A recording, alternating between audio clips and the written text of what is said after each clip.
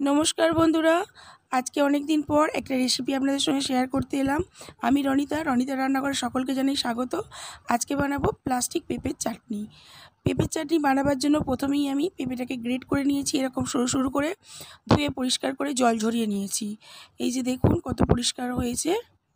এবার ওই পেঁপেটাকে অল্প একটু গরম জলের মধ্যে সামান্য লবণ দিয়ে আমি 2 মিনিট ভাপিয়ে নেব।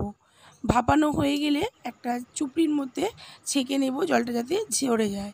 পেঁপের কালারটা একটু অন্য মতো হয়ে গেছে, তো কড়াইটা ধুয়ে পরিষ্কার করে আবার একটু জল দিয়ে 1.5 থেকে 2 বাটি আমি চিনি এখানে অ্যাড করেছি। 700 গ্রাম পেঁপে নিয়েছি, তার জন্য আমি 500 গ্রাম চিনি দিলাম আর সামান্য পরিমাণ লবণ দেব।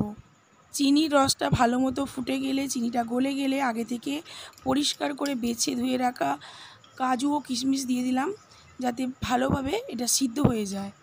এই রসের মধ্যেই সিদ্ধ হয়ে যাবে। তারপর ভাপানো পেঁপে এখানে আমি অ্যাড করে দিলাম। 5 থেকে 7 মিনিট ফোটাতে দেব। খুব একটা বেশিক্ষণ লাগে না এই চাটনিটা করতে।